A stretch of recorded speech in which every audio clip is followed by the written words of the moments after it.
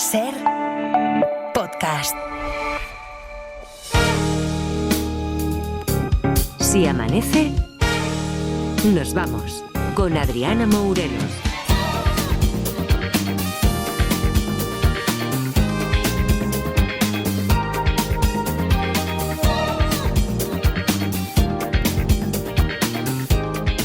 Las 4:05, las 3:05 en Canarias. ¿Qué tal? ¿Cómo estáis? Muy buenos días, bienvenidos, bienvenidas y felices madrugadas de radio. Barcelona, ¿qué tal? Hola Edgar, hola Parda. Hola, buenos días, Adri, ¿qué tal? Hola, Adri, ¿qué tal? ¿Cómo estamos? Bien. Ya sé que ayer dejasteis caer, que si igual tenía alguna visita oficial. Bueno...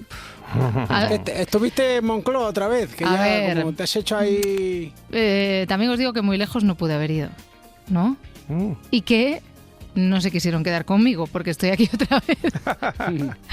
Así que nada, preparadísima para afrontar los detectives. Oye, ¿habéis tenido la deferencia de dejar que esta historia no se terminase?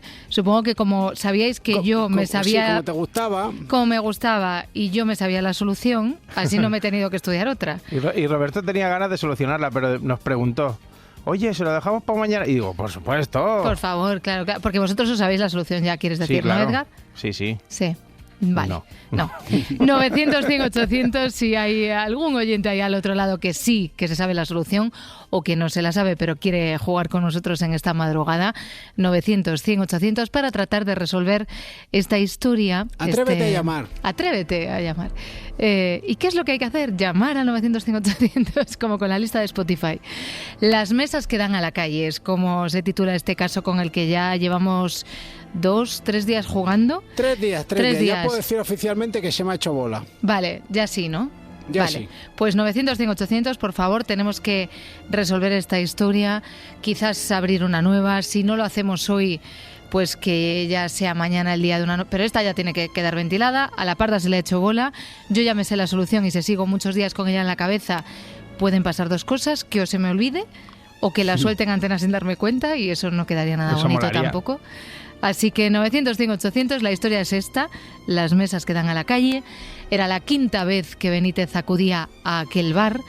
Tenía fundadas sospechas, pero le faltaban pruebas para detener al estafador que operaba allí. Ya sabemos que ese estafador es el dueño del bar, porque como ya llevamos 3 días jugando, como dice la Parda, pues ya sabemos muchas cosas.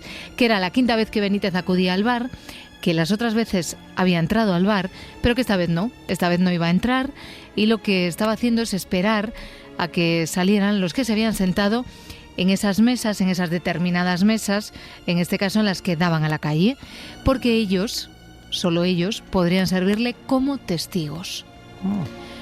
900, 100, 800 para participar con nosotros en esta madrugada, y lo que necesitamos, sobre todo yo que ayer no estuve, es refrescar, Pablo, para saber lo que pasó ayer. En el capítulo anterior...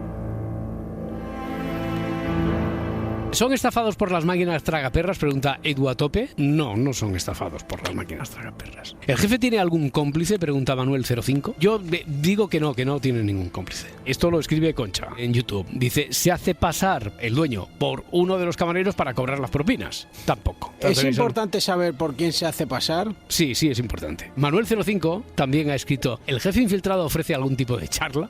No hay jefe infiltrado aquí, sino que el jefe se hace pasar por alguien en todo ese proceso de la estafa. ¿Se hace pasar por médico? No. ¿Y a un inspector de sanidad? Tampoco. Pregunta Jorge, por ejemplo, si suplanta al vendedor de cupones. No. Si se hace pasar por un policía o algún tipo de autoridad, pregunta John. Tampoco. Mi pregunta iba por la lotería. Si la estafa tenía que ver con la lotería. No tiene que ver con la lotería. ¿Se hace pasar por un agente de la ley? Agente de la ley, no.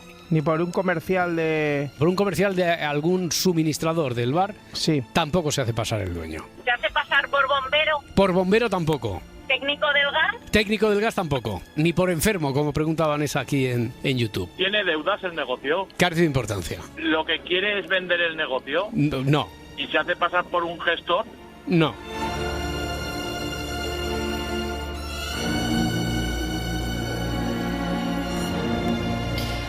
Así que ayer entiendo que fundamentalmente lo que queríais saber es... ¿Por qué ha sido pasar? Exacto. ¿Por quién se está haciendo pasar el dueño del bar? que es el que opera en su bar, pero que opera no como dueño del bar, sino como estafador. Vale, 900-100-800, Vicente, en ruta hacia Barcelona. Hola, Vicente. Hola, buenos días. ¿Qué tal? Si amanece nos vamos, ¿cómo estás? Muy bien, aquí haciendo camino, escuchándolos. ¿Empiezas o acabas o vas a medio camino? No, estoy en camino. Bueno. ¿Está bien la madrugada por ahí? Bien, sí, el tiempo es bueno, hace mucho calor, 24 grados, imagínate. Madre mía. ¿Por dónde vas, Vicente? Para que 24 grados, porque en Barcelona hace tanto calor, chicos, en Barcelona. No, voy dirección hacia Barcelona. Ahora mismo estoy pasando una población que Barcelona, se llama 23 grados, sí, tenemos. Pues sí, es un clima tropical, espectacular ¿eh? Ahora, sí. Vaya, se dice temperatura suave ahora. Cuando hace mucho calor dicen temperatura suave. Digo, porque no es suave, es muy alta. Es muy alta para ser 23 de octubre. Vicente, ¿y tú llamas, no sé si por el llamamiento ese, cuando Edgar se ha puesto chulito que dice que se la sabe, o porque quieres hacer preguntas para ver si la adivinamos? No sé, me despistaba algo porque ya entre que no podía escucharos hacía unos ratos, tal igual. Ayer tampoco me he perdido un poco, pero bueno, yo lanzo una sugerencia. A ver. Algunos lo sabréis, claro, lógicamente. Sí, claro. Está claro. Una cosa entonces, a ver, Benítez sabe que desde fuera él ve lo que sea, entre comillas. ¿Tienen algo que ver los que están cerca de la ventana, que entre ellos se conocen? Vale, los que están en esas mesas que son en las que se fija Benítez no tienen por qué conocerse entre ellos, no. Porque la estafa no va relacionada con telefonía, que entre ellos están haciendo algo, ¿no? No. Pues... ¿Por qué estabas pensando tú, Vicente? A ver, que Benítez ve desde fuera algo que le llama la atención, ¿no? Bueno, Benítez está esperando fuera a que salgan los de esas mesas para preguntarles como testigos, para preguntarles, no tanto que vea algo desde fuera. Claro, porque yo entendía que él cree que entre ellos, si están, no sé, 2, 3, 4 allí, entre ellos conocen, saben algo. O sea, son por decirlo así, cómplices. No. Entre ellos no se conocen, no guardan relación. O sea, no. Claro, no... pues ya se ha hablado. Sí. Se ha hablado de todo lo que es, que si el comercial, que si el dueño, que si el dinero que se paga, aquello, la estafa, entonces ya voy perdido totalmente. No me extraña, porque se te está haciendo bola como la parda. Pues sí. Pues sí, un poco ves. de ayuda al tema, pero no hay manera. Oye, no, pero muy bien preguntado, Vicente. Ya sabes que tienes un número por ser el primero que llama en esta madrugada, así que nada, que se te dé bien lo que te queda de viaje, Vicente. Muy amables, y que lo paséis bien y gracias por entretenernos. Igualmente, adiós, Gracias a Vicente. Adiós, un abrazo. A ti por venir, sí. A ti por venir, efectivamente. ¿Vosotros tenéis alguna pregunta? Sí, yo tengo una. Venga, va. Es que no sé si se hizo, me suena. Se trata de un... Es que no sé cómo se llaman estos de las ONGs que están ahí pidiendo... Lo de las carpetas en Sí. Plaza Cataluña, eso. Bueno, y en Diagonal y en todas partes, sí. Sí, aquí en Callao, en Fuencarral. ¿Tienes un minuto para el medio ambiente? Sí que tengo un minuto para el medio ambiente, pero no tengo 30 pavos al mes. Claro, que es la siguiente pregunta que me vas a hacer, ¿no? Que es un trabajo verdaderamente complicado el que hacen esos Sí, chicos, la verdad porque que es sí. que no se para nadie o muy poca gente se para Y con además ellos. repercute porque no solo es la ONG, sino que es el sueldo suyo, porque mi Sí. hermana ha trabajado de ello y... Sí, eso, claro. Pero bueno, pero era una brometa que podía hacer yo, una brometa, ¿no? No, que sí, que Vale. fenomenal. No, ¿vale? No es ningún trabajo, ninguna estafa vinculada con, pues eso, con conseguir suscriptores, iba a decir, no es la palabra, para ONGs, no. Sí, con conseguir socios, ¿no? Socios, gracias, Sí. socios. Suscriptores también, No sí. nos sale ninguna palabra, ¿eh? Yo a veces me pego media hora y le pregunto a la parda y toda la noche preguntándole y no me sale la palabra. A Ya. lo mejor la palabra es José Luis, o sea que es muy fácil. Mira, pues la palabra no es José Luis, es José Antonio. José Antonio desde Granada, ¿qué tal? Buenos días. Buenos días, si amanece nos vamos. Se amanece, nos amanece, vamos. nos vamos. Vamos, José Antonio. ¿Qué tal, Pues, José Antonio? Vamos. Pues camino de Almería a la altura de Guadix. ¿Y por ahí también 24 grados? ¿Qué temperatura hace por ahí? No, por aquí tenemos 14 grados más o menos. Ah, mira qué bien, sí, claro, porque esa no Ahí es es la otoño, zona... qué bien. Claro, Bueno, esa es la... vamos a ver. Venga, vamos. Sí, dejad Las de mesas, tonterías, dejad que de vamos. hablar del tiempo. Las mesas quedan a la calle. Venga, va. Que esto no es un ascensor. No, bueno, ¿puede ser que el dueño del bar se haga pasar por un familiar para estafar? ¿Por un familiar de quién? De él mismo. Ah, por un familiar de él mismo. Claro, dijimos que hermano gemelo no. Hermano gemelo no. Por un familiar para estafar. ¿Y cómo lo haría, José Antonio? Pues en el aspecto que él está allí como empleado, que no es el dueño. Diciendo que el dueño podría ser su suegro, podría ser... O sea, haciéndose pasar él por su suegro, por su primo, por alguien de su familia. Ya. ¿Y cómo podría estafar así a los clientes? ¿Cómo podría estafarlo? Pues diciendo que luego cuando venga el dueño, pues a lo mejor pues se arreglarían cuenta o algo. Ah, ya. Qué lástima, José Antonio, porque no se hace pasar por un familiar. Pues venga, muchas gracias. Era tu única bala, José Antonio. Sí, era la única bala. Gracias por haber llamado, que vaya bien. Venga, gracias. Buen día. Adiós. A ver, dice José Luis en YouTube, a través de YouTube, dice, ¿él vende algo a los clientes aparte de lo que se vende en el bar? Claro que el bar es suyo. El bar de Pepe. Es el bar de Pepe y que Pepe diga, pues vale, este es el bar, pero te voy a vender por fuera otra cosa. No. Que diga, No. hi guys, y que de repente tenga una academia. ¿No? Sí, podría ser, pero no es eso. 900-100-800 si os apetece jugar con nosotros. Ya sabéis que era la quinta vez que Benítez acudía a aquel bar, que tenía además sospechas, pero que le faltaban las pruebas para detener al estafador, que era el dueño del bar, que no se estaba haciendo pasar por un familiar, que estaba allí. Esperaba Benítez fuera a que salieran los clientes que estaban en las mesas sentados, en las mesas que daban a la calle, porque cree Benítez, más bien está seguro, de que esas personas le pueden servir como testigos. 900-100-800, Francisco, desde Murcia. Hola, Francisco. Si amanece nos vamos. Si amanece nos vamos. ¿Cómo estás? Menos mal que lo decís vosotros. Hola. Muy bien. Pues nada, muy bien, gracias. ¿Qué te planteas tú con esta historia, Francisco? ¿Tienes alguna idea así muy clara o muchas preguntas? Tengo preguntas, pero creo que me voy haciendo una idea. A ver, pues venga, todo tuyo. Sí. A ver, pregunto. Los clientes que están junto a las ventanas en el bar, Sí. ¿están esperando a alguien? Los clientes que están en las ventanas que están en el bar junto a las ventanas, sí están esperando a alguien. Vale. A ver, el dueño del bar se crea un perfil falso en alguna aplicación de móvil. El dueño del bar, que ya sabemos que no es un familiar, que no se está haciendo pasar por policía ni por la cantidad de profesiones que le pusisteis ayer aquí al pobre dueño del bar. Bueno, al pobre no, porque es estafador, bueno, yo qué sé.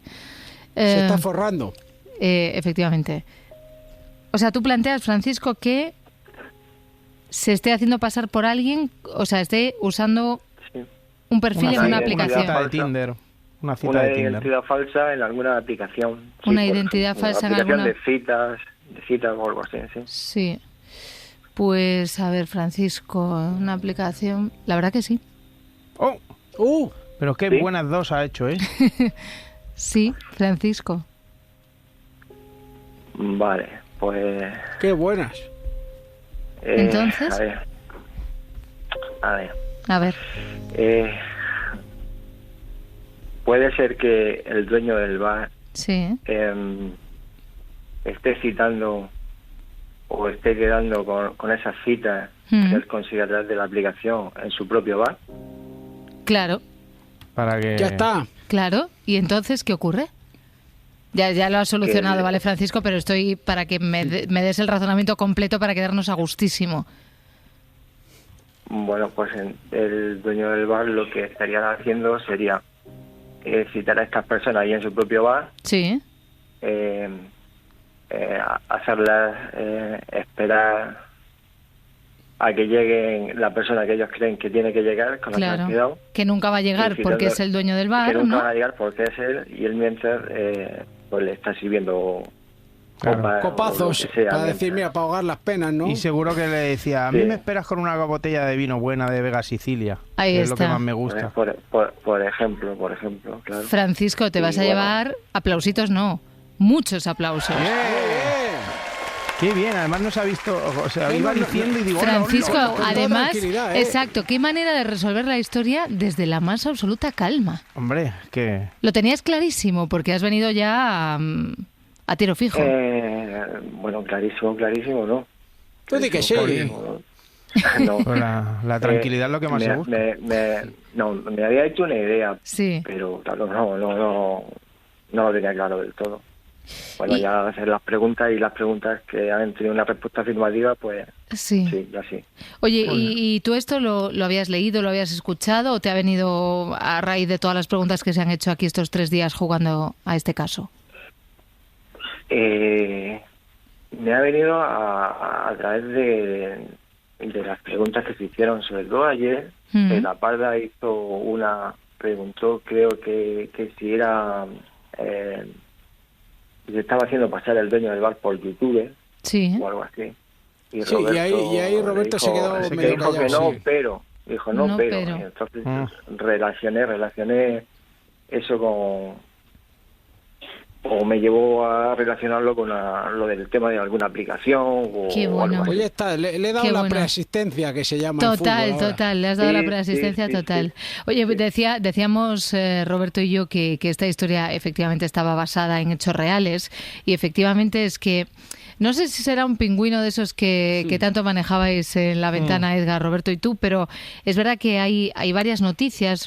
De las más actuales es una de 2023, se publica en la Vanguardia y cuenta la estafa de miles de euros de una cafetería a través de Tinder. El dueño de la cafetería llegó a embolsarse entre 500 y 1.000 dólares diarios con este, dicen, sencillo método. Bueno, muy sencillo a mí no me parece, pero... Y muy sencillo no debe ser, que hemos tardado en resolverlo, ¿no? Pero efectivamente, como decía Edgar, que les decía que... No les decía que se pidieran un Vega Sicilia, eran Estados Unidos, y les decía, estoy llego un poquito tarde, te mando a la mejor cafetería de la ciudad, pídete un café y un postre, este que te recomiendo, que era el más caro de la carta, que es de los mejores de la zona. Y luego invito, ¿no? Claro, y entonces decía, sí, efectivamente, les decía, id pidiendo algo mientras yo llego al local y cuando llego, pues ya lo pago yo sin problema. Y efectivamente, pues claro, Le estaba nunca... sirviendo el café y de espera que envíe un audio. Y era para él. Sí, Francisco, oye, enhorabuena, muchísimas gracias por haber llamado, ya sabes que tienes un punto por haber resuelto la historia. Pues muchas gracias a vosotros. Gracias, Como gracias Francisco, un abrazo. Jolín, qué bien jugado. Un abrazo. Adiós. Muy bien. Oye, pues no ha sido el único, porque prácticamente a la vez que Francisco resolvía esta historia, Jomones, a través de YouTube, decía, se hace pasar, además muy claro también, se hace pasar por otra persona en aplicaciones de citas para quedar allí con los clientes. No aparece nadie, pero el dueño cobra la consumición del estafado. Vamos a ver si en Granada, que está Sergio. Hola Sergio, ¿qué tal? Si amanece nos vamos. Si amanece nos vamos. Muy buenas. Muy buenas, Sergio. Dinos con sinceridad, ¿era esto lo que tú ibas a preguntar? Pues casi. Yo iba por el código QR este que ponen en las mesas. Ah. ¿Y qué pensabas que Sí. podía pasar? Que a través del QR se quedara con algún dato o algo del... Efectivamente, claro. Mm, Sí. claro, efectivamente. Además es una cosa que nos han avisado muchas veces, ¿no? Mira, desde aquí, ya que de vez en cuando decimos cosas, yo creo que podemos pedirle a los restaurantes que ya casi todos vayan poniendo la carta en papel que nos gusta más, ¿no? De hecho, están obligados. Hay una ley que están obligados. Sí, que tienen que ahora. tenerla obligatoriamente, ¿no? Pero si no se la pides muchas veces, pues está Sí, el no, QR nada normalmente más y ya muchos está. te lo tienen ahí el QR y dice, mira, Y ya está. eso que me ahorro de reponer luego cartas que se ensucian y se rompen y... Claro, ahora es cuando Sergio de Granada dice, yo soy el de los QR de los restaurantes de Sí, los yo bares". trabajo de eso. No, ¿o sí? No. Vale. Y, No, pero me ha dado una idea de empresa. y te podemos Pues la preguntar, verdad que sí. Sergio, ya que no te dedicas a los QR y ahora me ha entrado la curiosidad, ¿te podemos preguntar por qué estás despierto a las 4:25 casi de la madrugada? Pues por insomnio. Vale. Es un buen motivo. Sí, desde luego, de peso. Sí, ¿verdad? Sí. Y qué mejor que pasarlo con vosotros. Qué Jolín. bien. Bueno, pues Sergio, te agradecemos que estés ahí al otro lado. Sentimos que no haya resuelto la historia, pero claro, es que te lo han dado todo hecho de antes, porque a lo mejor, fíjate, a través del QR también hubiéramos llegado a la solución, poniéndonos ahí un poco el QR, la aplicación, lo digital. Claro, sí. Se hubiera abierto una buena veda. Pero bueno, sí. Me alegro que la haya resuelto el muchacho ese. Sergio, muchísimas gracias por haber llamado igualmente y que puedas dormir. Nada, a vosotros por estar ahí. Muchas gracias, adiós. Adiós, Sergio. Esta historia, esto me está recordando... ¿Estaba muy chula esta historia o no? Pero me está recordando una cosa que le podía haber salido mal si hubiese sido Pepe Colubi, no el de los sucesos, sino el Pepe Colubi de verdad. ¿Por qué? Que él cuenta una historia que dice que él va a un restaurante, se pide la mejor botella de vino y dice que es mesa para dos y hace como que está esperando a alguien y dice a los 10 minutos me pongo a llorar.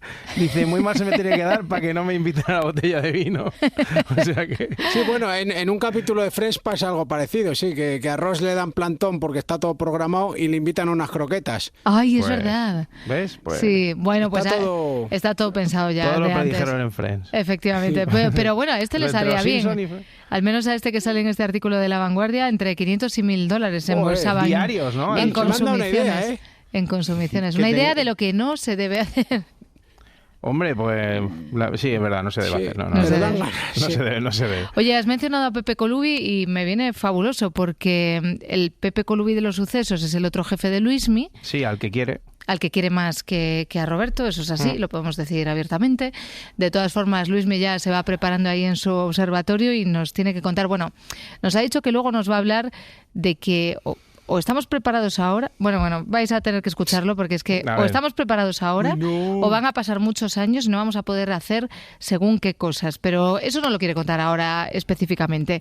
Luismi Pérez, ¿qué tal? Muy buenos días. Entonces, ¿qué tenemos hoy? Buenos días, tenemos la borrasca Benjamín encima, que sobre todo nos va a traer mucho viento y mala mar. Atención con ese temporal en el Cantábrico y en el Mediterráneo. Eso sí, aparte de viento, lo que seguirá trayendo es mucha suavidad al Mediterráneo, a Canarias y a Andalucía, y poco a poco con menos nubes, por tanto también se van las lluvias de casi todo el país. Y hoy otra vez vamos a mirar fuera de la Tierra, vamos a hablar nuevamente de astronomía, pero con fenómenos que se pueden ver desde la superficie terrestre. Básicamente tiene que ver con cometas. Una lluvia de estrellas bonita, por ejemplo, lo que estamos percibiendo estas últimas madrugadas, las Oriónidas, y ni más ni menos que son restos del cometa Halley, que pasa por nuestro planeta cada 76 años aproximadamente. Pero es que estamos viendo también otro cometa que se llama Lemon. Ese es el nombre que le han puesto los colegas de la NASA para un cometa que también se ve sobre todo cuando se va a hacer de día, por tanto dentro de poco rato, y en este caso quien no lo pueda ver hasta la próxima semana ya no estará a tiempo de verlo en vida, porque tarda 1000 años en volverse a ver. Bueno, habla por ti. ¿No? Jolín, dentro de 1000 años. Yo me acuerdo que yo era chinorri cuando pasó el cometa Halley, no sé cuándo fue, pero me acuerdo del día, ¿eh? Sí. No lo vi, claro. Dieron bastante la turra con el Halley, ¿eh? Luego se lo vamos a preguntar a Luismi. No sé qué andaba, pero fue en el 80 y algo, creo, o en el 90, ¿eh? Hombre, pues no andabas al Halley en aquella época, claramente, ¿no? No, claro, yo de repente veía un pájaro y decía, ¡oh, un pájaro! Y salía corriendo detrás. O sea que el cometa Halley no estaba yo para verlo, pero sí. Voy a mirar el año que pasó. Venga, míralo y luego lo comentamos. Porque es que nos he dicho una cosa, que es que, en unos minutos después de la parada que hacemos siempre a esta hora, vamos a saludar a Félix Martín. Y es que Félix, lo primero que me dijo cuando le digo, ¿de qué vamos a hablar esta madrugada, Félix? Dice, atención, vamos a hablar del arte de robar arte. Y le dije, bueno, Félix, ya sabes que aquí aprobamos los juegos de palabras, así que prácticamente me va a dar igual de lo que hables, bien va a estar. Así que nada, hablamos con él en 2 minutos.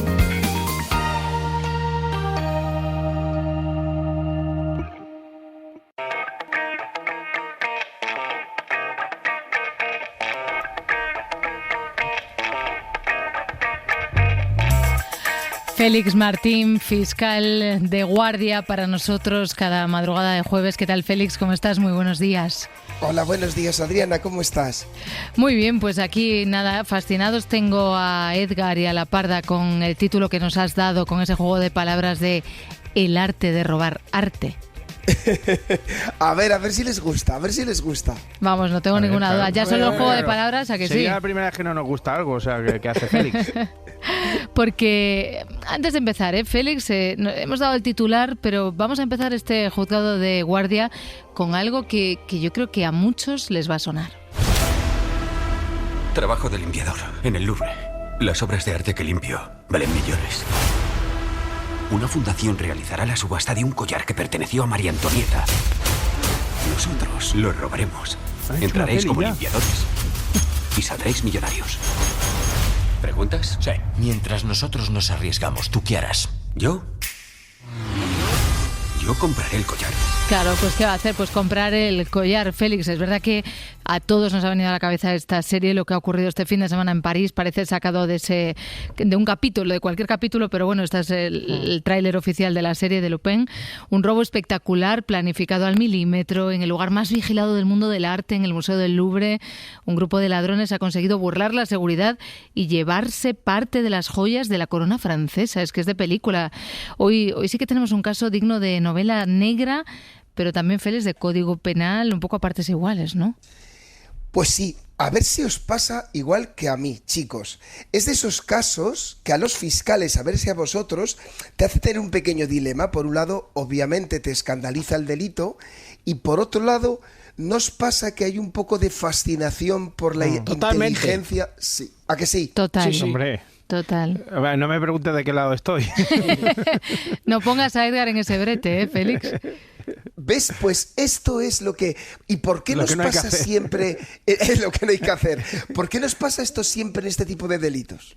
Sobre todo con los robos, claro, ya cuando hay algún daño... Claro, cuando es una cosa así espectacular y que no pasa nada, o a lo mejor ves un coche que da 16.000 vueltas de campana y sale el muchacho del coche y dices, ¡ay, qué bien, no! El coche está destrozadísimo y tal, pero cuando no pasa nada dices... Félix, ¿por qué nos pasa esto? Pues yo creo que hay una parte de inteligencia, obviamente, ¿no? Ahora analizaremos, ¿no? Hay una parte de inteligencia muy grande de estos criminales que nos fascina, y yo creo que también la cultura cinematográfica nos ha hecho mucho, chicos, porque también vamos a intentar ver el reverso de todo esto. Vale, sí, porque el problema es un poco lo que decía Edgar, que la realidad no siempre tiene ni un final feliz, ni esa música de Netflix que tanto nos gusta de esta serie, porque de este robo del Louvre, ¿qué es lo que sabemos exactamente? Haznos así un poco resumen de los datos que tenemos, Félix. Mirad, ayer estaba viendo los informativos y ojo, cuando hable esta madrugada con mis chicos, tengo que estar actualizado, y es verdad que esto va cambiando en tiempo real, es ¿no? Verdad, sí. Pero vamos a hacer un resumen muy somero. Ocurre el domingo, sobre las 9:30 de la mañana. 3 personas acceden al museo por la fachada que da al Sena, vamos a hacerlo más espectacular, usando una plataforma elevadora. En 7 minutos, chicos, 7, ni uno más ni uno menos, rompen una ventana, fuerzan las vitrinas de la galería de Apolo, donde se exponen las joyas de la corona en el Louvre, y desaparecen en moto. Roban 8 piezas de valor incalculable, con tiaras, broches, collares. Entre ellos parece ser que el más famoso, el más valioso, es el de la emperatriz Eugenia. Una de las joyas aparece después dañada en una calle cercana, y parece que han encontrado algún objeto que debieron abandonar los ladrones. Estos serían los titulares de lo que hasta ahora hay. Vale, esos son los titulares, y de las cosas que más nos ha impresionado de esta historia son esos 7 minutos para desvalijar semejante edificio, el Louvre. Es impresionante. Totalmente. Y a ver si me compráis esto, Adriana. Yo creo que denota 2 cosas, al menos esto, ¿no? No voy a descubrir nada espectacular. Enorme profesionalidad y perfecta planificación. Bueno, desde luego, claro. Y lo primero que uno piensa es, ¿cómo puede pasar esto en un museo como este? Ya sabes, Adriana, que me gusta mucho a veces hacer este tipo de preguntas. ¿Cuántos kilómetros en salas diríais que tiene el Louvre? No tengo ni idea, porque soy malísima para eso, pero... ¿Cuánto? No, que eso ya no está. No, ya lo van a quitar, pobres. 10 kilómetros. No sé, yo solo digo que todas las veces que he estado en el Louvre, que han sido unas cuantas, nunca jamás lo he visto entero, por supuesto, pero nunca lo he visto todo. Yo he estado una o ninguna vez, no me acuerdo ahora. Pero Edgar, creo que ninguna. ¿Cuántos kilómetros tiene, Félix? Pues fijaros, un oyente que viva en Madrid tendría que ir a Alcalá de Henares, o si vive en Barcelona tendría que ir a Mataró andando. Madre mía. Y tendría piezas o esculturas o pinturas automáticamente 40 kilómetros en salas. 40 kilómetros. He flipado cuando lo he visto. 40 kilómetros es muchísimo. 40, imaginar tu patinete ahí o algo. Imagínate. ¿No? Justo una maratón. Para vigilar todo esto, ¿eh? lleno de turistas, de obras, de pasillos. La seguridad, aunque he visto que se está poniendo en tela de juicio, y creo que habéis visto, ¿no?, que han hecho ir a declarar al Parlamento, a la directora del museo. Sí, porque además decían que estaba recién nombrada y ahora están poniendo en tela de juicio muchos otros datos también, sí. Eso es. Por tanto, lo que es importante es que estos robos no los cometen improvisados con pasamontañas, sino profesionales del pasamontañas que estudian rutinas, planos, sistemas eléctricos, electrónicos, horarios de limpieza, con lo cual, y aquí también puede estar una parte de fascinación por esto de la inteligencia, ¿no? Ya. Porque implica una infraestructura y una ingeniería. Claro, una planificación brutal. Una organización, sobre todo. Sí. Totalmente. Y también tiene ingeniería con parte estética, porque lo decíamos antes, hay algo de belleza, aunque sea perversa, en la idea esa de robar arte. Totalmente. El arte de robar arte es evidente y lo hemos visto, ¿no? Hay un relato hasta casi literario, pero veamos un reverso. En el reverso seamos sinceros, este tipo de arte, este tipo de robo, iba a decir de arte... De arte de robar, sí. Efectivamente, no se roba por hambre, sino que ¿por qué se roba este tipo de cosas? Por vanidad, por poder o por codicia. Y si lo miramos desde este punto de vista, a que no nos cae bien. A que quien actúa por vanidad, por poder o por codicia no sería la típica persona con la que te sientas a su lado a cenar. No, desde luego. Yo creo que esta visión del robo de arte como esa moneda que dices de dos caras es un poco más completa, ¿no?, que lo que nos planteábamos al principio. Así que, si te parece, Félix, yo creo que podemos ir haciendo un repaso por otros robos de arte en la historia, porque es verdad que este es el más reciente y por tanto nos parece el más espectacular, pero ha habido muchos otros. Vamos a empezar además allí en Francia, ya que estamos en París, porque el Louvre, Félix, sabe lo que es perder a la que ahora es su estrella. Totalmente. Además, mira, me ha venido muy bien preparar el programa porque yo no sabía, a que os sonaba a todos que había sido robada la Mona Lisa, pero yo no sabía ni cuándo, ni cómo, ni por qué. No sé si os pasaba lo mismo a vosotros, ¿no? Sí. Pues se roba en 1911 y lo roba, esto es lo que a mí me ha fascinado, un pintor italiano, Vincenzo Perugia, y además era por, entre comillas, la excusa que se da son razones patriotas. Era alguien que había trabajado en el museo, que dice que debía regresar a Italia el cuadro, pero se lo queda a él. O sea, que Italia es él. Es como para que veáis, ¿no? Un lunes, cuando el museo cerraba, la descolgó, la escondió bajo su bata y salió tan pichi por la puerta principal. Me encanta. No tenía demasiada inteligencia, ¿no? Ese hombre. No, a mí me encantaba pensar que mirara el cuadro y dijera, pero a ver, ¿se llama François o se llama Gioconda? Pues entonces para Italia, ¿no? ¿Y sabéis dónde lo guardó? En un baúl de su casa. O sea, ni siquiera lo puso, porque yo lo pondría para verlo en mi casa, ¿no? Pues sí. Lo guardó en un baúl. En un baúl. Y luego cuando... Pues es verdad que como es chiquitita, cuadros robados en el baúl. Cuadros robados con encanto. Y entonces, ¿cómo lo encontraron? ¿Cuándo se dieron cuenta? Cuando intentó venderlo, obviamente. Aquí, a ver. Se lo intentó vender a otra vez al museo, ¿no? A ver, o sea, aquí esto de que por Italia, el patriotismo, esto nunca me lo creo. Estas cosas nunca tenemos que creerlas. Al final intentó venderlo, no regalarlo ni donarlo al pueblo italiano. Intentó venderlo en Florencia y lo detuvieron y aquí está. El robo de la Gioconda. El robo o sea, es un poco... que lo he pintado yo esto, ¿eh? Pero este sí que sería el primer looping auténtico, ¿no?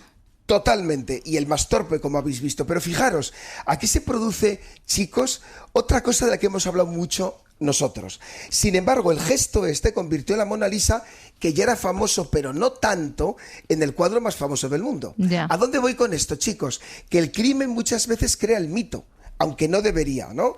¿Os dais cuenta que del mismo modo que sucede con hemos visto muchas veces que asesinos en serie se convierten en famosos? Pues lo mismo. ¿Qué sería la moraleja para mí? Que el mal crea más mitos que el bien. Esto es para darle una vuelta, pero efectivamente me ha venido a la cabeza rapidísimo Charles Manson. Efectivamente, me pasó a mí lo mismo, Adriana. Claro. Y venga, seguimos con esto de los robos porque nos da para mucho y para mucha reflexión. También más de un siglo después, París vuelve a ser noticia por un robo. De este sí que tengo un ligero recuerdo, a ver si os suena. Es mucho más reciente, 2010, París, Museo de Arte Moderno.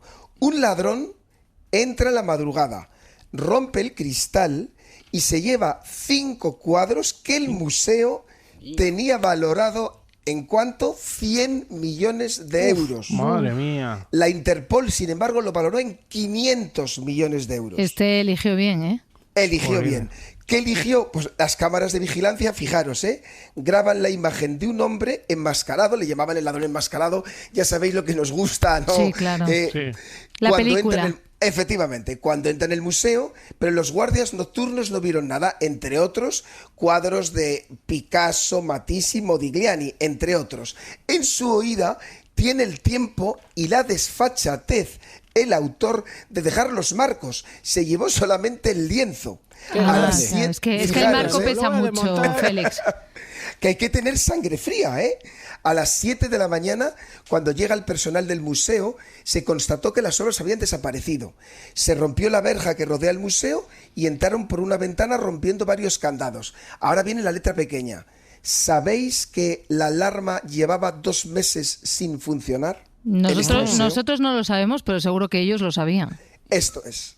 El personal del museo había avisado a sus superiores, pero fijaros, dado que los servicios de seguridad del Museo de Arte, para que veáis, dependía de la alcaldía de París, la alcaldía se quedó sin noticias y no se arreglaron los sistemas de seguridad. Aquí hay otra lección, la información, la importancia de la información para elegir el momento en que se comete este tipo de robos. Claro. Oye, ¿y se supo quién era este señor enmascarado? Os vais a reír. El ladrón fue detenido. El ladrón fue condenado en juicio. ¿Sabéis la versión que dio en el juicio? ¿Cuál fue? Que los tiró a la basura, porque entró en pánico. Obviamente me diréis, ¿las pinturas han sido encontradas? No. ¿Nos creemos la versión del ladrón detenido y condenado? Yo creo que no, No, yo creo que tampoco. Lo tiró como el dinero de Bárcenas. Puede que los marcos los tirara, pero los lienzos... Mira, te digo que si me dices el ladrón de antes, el italiano, sí que te digo que igual está Zopenco que lo tira. Pero Totalmente. No me lo creo. Hombre, pero eso duele, 100 millones además duelen, ¿no? 100 millones, 500 para la Interpol. Félix, qué barbaridad. Vamos a dar un salto, venga, que nos habíamos quedado solo en Francia, en París, vamos al resto de Europa. Félix. Pues vamos a Italia y a Países Bajos. Vamos a 1969. Fijaros, la mafia... Países Bajos, ha dicho, menos mal que no está Roberto. Yo estaba calladísima para que esto pasara sin pena ni gloria, pero ya que lo has dicho tú, porque a él no le gusta decir Países Bajos. Quiere Holanda. Él quiere, sí. Respetemos a nuestro jefe que no está aquí, vamos a respetarle. Venga. En 1969, la mafia robó en 1969 Natividad con San Lorenzo y San Francisco de Caravaggio, ni más ni menos, 2 Caravaggios en una iglesia de Palermo, una obra que no se ha podido estimar el valor económico que tiene. Claro. Nunca ha sido recuperado. Dicen entornos de la mafia que fue destruida. Ay, pero ¿por qué? Qué horror esto. Pero ¿para qué roban esas cosas si luego no se lo puedes enseñar a nadie? Pues de esto tenemos mucho que hablar, chicos. Jolín. De esto tenemos mucho que hablar. No sé si no se nos da tiempo hoy y la semana que viene, porque has dado la clave. Fijaros el placer, ya me adelanto, fijaros el placer, entre comillas, o el placer que puede dar a alguien el tenerlo él y no tenerlo otros. Ya. Aquí está, y aquí está lo que hace que no tenga nada de chulo, ¿no? Porque eso de que el arte de robar arte del reverso, ¿no? Porque qué placer puede dar el que tú prives a millones de personas de ver 2 Caravaggio. Ya, bueno, pues supongo que el pensar que eres tú el que has sido capaz de burlar los sistemas de seguridad, ¿no? Eso es. Y en Holanda, 2 hombres en 2002... Cuando vuelva Roberto, que te explique él bien por qué prefiere Holanda que Países Bajos, ¿vale? No, que no hace falta que da igual. Bueno, venga, en Holanda, ¿qué pasó? ¿Sabéis lo que voy a hacer? Un día voy a hacerme el tonto y voy a hacer Países Bajos. A ver lo que dice. Yo te digo una cosa, Félix. No sé si sabes que Roberto seguramente está escuchando este programa. Si no es ahora... Sí, efectivamente. Sí, seguro. Roberto, te queremos mucho. Te queremos, viva Holanda. Y como te queremos, ¿qué pasó en Holanda, Félix? Ahora. Pues en Holanda, en 2002, 2 hombres robaron el Museo Van Gogh de Ámsterdam, vistas del mar, bueno, aquí voy a decir el título, en Scheveningen, que no sé si lo he dicho bien. Seguro que y los feligreses saliendo de la iglesia... un poco el acento, pero por lo demás bien. Los feligreses saliendo de la iglesia de Nuenen. Tardaron 3 minutos, se colaron por una ventana. Atención, los cuadros se encontraron por una operación policial en 2016 en Nápoles, en una casa vinculada a la camorra. Bueno, fijaros qué vinculación, ¿eh? Confiemos en que por lo menos los tuvieran expuestos. Totalmente. Qué barbaridad. Totalmente. Félix, en esta lista de grandes robos europeos, me has mencionado cuando hablábamos del guión el de los diamantes de Hatton Garden, y solo con oír la emoción cuando lo anunciabas ya desde entonces me dan ganas de saber un poco más. A ver, ¿quiénes eran estos que eran... Claro, es que cuando decimos lo de que es difícil no verlos como alguien entrañable, con alguien que nos, bueno, de alguna manera con el que podemos empatizar, es que claro, estos son ladrones jubilados, Félix. Claro, aquí, o sea, aquí es muy difícil. Muy difícil. Lo que os voy a contar, os prometo que es verdad, que no me lo he inventado. Es verdad. Eran 6 hombres, los ladrones, de entre 60 y 75 años. O sea que todavía tenemos tiempo de cambiar de profesión. Todos. Félix, ¿te acuerdas que eres fiscal? Bueno, si se me va la pinza, pues tengo... Vale. Todos veteranos del crimen londinense, es decir, no estábamos hablando de almas de la caridad, con una larga carrera a sus espaldas. Se conocían de viejos golpes y decidieron que tenían que hacer una última gran faena antes de retirarse del mundo criminal. Chico, pues como una despedida de soltero. Oye, ¿por qué no vamos a robar unas joyas, no? Claro. Entraron en la bóveda del Hatton Garden Safe Deposit en pleno centro de Londres durante las vacaciones de Semana Santa de 2015. Mientras media ciudad estaba de vacaciones, ellos, ni más ni menos, perforan una pared de hormigón de medio metro con un taladro industrial. Iban preparados, ¿eh? Iban preparados, robando joyas y dinero por valor de 15 millones de libras. Pero por más que estuviera medio Londres de vacaciones, ¿cómo lograron hacerlo sin que nadie se enterara? Aquí no hay, es que os vais a reír, chicos, no hay ningún plan espectacular, porque pasaron desapercibidos porque eran viejos. Uf.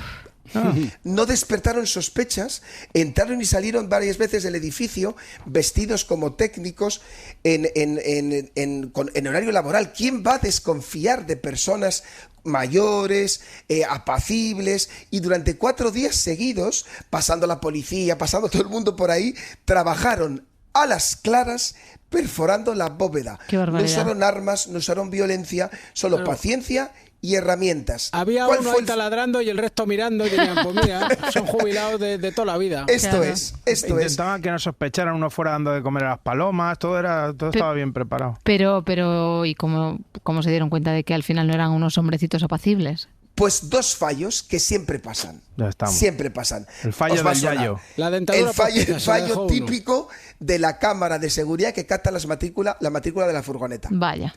Y el fallo y la traición de turno de que uno de ellos habla más de la cuenta y les pillan a todos. Vaya, hombre. Pero vamos, llega a echar la partida por la tarde y dice, no vais a creer lo que voy a contar ahora Exacto.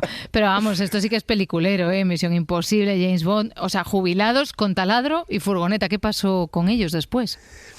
Pues les detienen pocas semanas después, merced a estas 2 pistas. La policía británica, ya sabéis que les encantan los británicos, ¿no?, de poner títulos, los llamó los mayores ladrones del Reino Unido y la prensa los bautizó como los Ocean Eleven de la tercera edad. Hombre, claro. Claro, cumplieron condenas de entre 6 y 7 años, pero lo más divertido y triste es que solo se recuperó una parte del botín. ¿Ah, sí? El resto sigue sin aparecer y ellos desde la cárcel confesaron que lo hacían porque se aburrían. Hombre. Su frase literal, que salía en toda la prensa británica, chicos, era que nos quedaba una última aventura. Sí, una última aventura con mucha pasta para después. Madre mía. Eso es que le preguntan, ¿qué vas a hacer cuando te jubiles? Pues si es que con todo el tiempo libre que yo tengo, pues eso. Madre mía. Pues chorizar. Sí, total. Oye, Félix, pero esta es la demostración de que el crimen, como la jubilación, no siempre se lleva muy bien entonces con el aburrimiento. Y yo... Sí, pero yo como fiscal le tengo que decir que el final nunca es feliz. Todos acaban entre rejas y el dinero, eso sí, quién sabe dónde. Claro. Oye, creo que quieres hablar también del robo de arte más valioso de la historia, que ese no sucedió en Europa, sino en Boston, ¿no?, si no me equivoco. Flipante, efectivamente. Vamos a cruzar el Atlántico, nos vamos a Boston. El lugar es el Isabella Stewart Gardner Museum de Boston. Allí se produjo en 1990 el mayor robo de arte de la historia hasta ahora. En 1990, 2 hombres disfrazados de policías... Es que, no ves, es que siempre es de película. Uno se disfraza de obrero, otro de policía. Es que es como de película de por las tardes. Un traje chusquero de estos comprados en el bazar, así que... Que en vez de policía pone pocilía o algo así, ¿no? Sí, eso es. Y además aquí, como son los norteamericanos, entra la policía diciendo: ha saltado la alarma, tenemos que venir la policía. Amordazaron a los vigilantes y se llevaron 13 obras maestras, entre otros de Vermeer, de Degas y de Rembrandt, valorados en aquel momento en $500 millones. Qué barbaridad. Hoy esta cifra se ha multiplicado varias veces. 1990 estamos hablando. 90, 35 años después, ni rastro. Las paredes del Museo de Boston siguen vacías, con los marcos colgando para recordar que fue objeto de robo. ¿Y no los trincaron a esos? Nada Jolines. de nada. ¿Dónde estarán estos cuadros? A lo mejor nos están escuchando. Y nunca cogieron a los ladrones. Nada. O sea, imaginaros aquí lo que habrá detrás y lo que habrá pasado por estos cuadros, que como decís, probablemente alguien les estará mirando ahora para sí mismos. Ya, qué barbaridad. Oye, nosotros, Félix, en España también se han producido casos de robos de arte. El de Ramón, así. Os va a sonar. El atraco al Banesto, sí. El atraco al Banesto. ¿Y de arte? El robo del Códice Calistino de la Catedral de Santiago, ¿os acordáis? Bueno, ¿no? Esto fue tremendo. Sí. El libro original del siglo XII, la guía de peregrinos del Camino de Santiago, desapareció. Un año después lo hallaron en el garaje de un electricista de la catedral. Total. Y Lupin lo habría escondido también. No. También desapareció, no sé si os suena, esto es muy fuerte, y hay una novela de Juan Tallón, obra maestra, que está muy bien. Una escultura de Chillida de 38 toneladas. ¡Qué barbaridad! De Richard Serra del Museo Reina Sofía. Qué barbaridad, efectivamente. A ver dónde la pones luego, Claro. A ver dónde 38 toneladas. Sí. En la cocina, en tu cocina. En la ponemos. cocina, sí, efectivamente. Era mejor para eso robar la Mona Lisa, que es un poco más chiquitita. Efectivamente, además, me está diciendo Laura Martínez que esta obra maestra de Tallón es buenísima y reconstruye esa desaparición, ¿no, Félix? Efectivamente, lo reconstruye en un punto entre el thriller, el reportaje y la ficción. La novela es una pasada, La novela es una pasada. Oye, hay algo que has dejado para el final, pero que cuando le he contado en la redacción a los compañeros de que ibas a hablar, casi se lo he colocado al principio porque me parece muy interesante. Porque es verdad que estos grandes robos de museos tan grandilocuentes de los que hablamos, todo esto llena muchísimas portadas, pero hay otro tipo de delito que apenas ocupa una línea en los periódicos, pero que ha hecho más daño, por lo menos a nuestro arte, al español, que todos los atracos juntos. Estamos hablando del expolio de las ermitas rurales, que no es solo una anécdota, es una sangría patrimonial. Esto pasa en pueblos pequeños, en aldeas, en iglesias que no tienen pues ni alarma ni cura. Desaparecen durante años y van desapareciendo muchas cosas, tallas románicas, vírgenes, retablos, piezas que en realidad son parte, Félix, de la memoria local. Y efectivamente tenemos que ponernos muy serios porque es muy doloroso esto que sucede. Y en muchos de estos casos ha habido connivencia con gente cercana que no le ha dado importancia. Connivencia que ha durado décadas, ¿no? Yeah. Hubo un tiempo desde los años 70 hasta bien entrado los 2000 en que en España era una mina para el coleccionismo extranjero. Digámoslo para que lo sepan los oyentes, Muchos compradores extranjeros, muchos museos extranjeros se jactaban de tener obras de procedencia de ermitas de sitios tan pequeños o con despoblación como Soria o Teruel, que daba mucha rabia que una pieza de una iglesia de Soria o Teruel, por ejemplo, acabara en un salón londinense o en una galería de arte suiza. Claro, porque lo que perdemos en este caso no son solo objetos, sino parte verdaderamente vinculada a nuestra identidad. Totalmente de acuerdo. El daño no es solo artístico, digámoslo claro, es espiritual, es simbólico, es social, porque esas piezas son el punto de encuentro, una referencia emocional de nuestro pasado, de generaciones enteras. Y si a eso lo sumas el despoblamiento, el abandono, el olvido administrativo, tienes el cóctel perfecto. No podemos reivindicar, y no lo hacemos en este programa, que solo se deba proteger a Picassos o Caravallos. Por supuesto que merecen protección, pero La iglesia más sencilla del pueblo más pequeño nos duele y nos ofende a todos nosotros y nos ofende que nos expolien. Total. Oye, hay un caso, el de una virgen medieval que se recuperó en un mercadillo de Bruselas. El coleccionista decía, bueno, lo que estabas contando, ¿no? Que no sabía que era robada, pero esa virgen llevaba siglos antes en una iglesia de Soria. No hay ignorancia posible cuando te estás llevando de alguna manera la devoción de todo un pueblo. Totalmente. Y fíjate, Adriana, muchos de los expolios no se han resuelto hasta hace un poco, que nos hemos puesto más las pilas, gracias a policías ni fiscales, sino, lo más bonito, a los propios vecinos que denunciaron, buscaron o reconocieron las piezas. La conciencia ciudadana fue y sigue siendo la primera barrera. Hoy que nos sirva esto de tirón de orejas también de la justicia y también que sirva de advertencia seria a los políticos. Así que, queridos oyentes, cuando llegamos a hablar de patrimonio, de esas ermitas de piedra donde quizá nunca hayamos entrado, debemos pensar que allí también debe estar la justicia. Justicia para la memoria, para el arte y para quienes antes que nosotros levantaron esas paredes. Y permitidme una frase, chicos, que me gustaría que quedara. Y es esta: el expolio no empieza el día que alguien se lleva una virgen, empieza el día que dejamos de mirarla y protegerla porque no nos interesa. Me da mucha rabia decir nada después de lo que has dicho. Me parece que lo has explicado de una manera perfecta y que efectivamente deberíamos considerar y ser mucho más considerados con nuestro patrimonio y tenerlo mucho más en cuenta, que es verdad que se nos llena la boca con esas grandilocuencias y esos grandes robos, pero esto ha sido un problema en España, lo sigue siendo, y efectivamente gracias a los vecinos de esas localidades muchas veces, que son los que dan el aviso y los que muchas veces hacen que esto se pueda recuperar. Félix, un placer haberte escuchado esta madrugada, muchísimas gracias. Igualmente, chicos, un abrazo muy fuerte a Adriana y a todos. Adiós, adiós.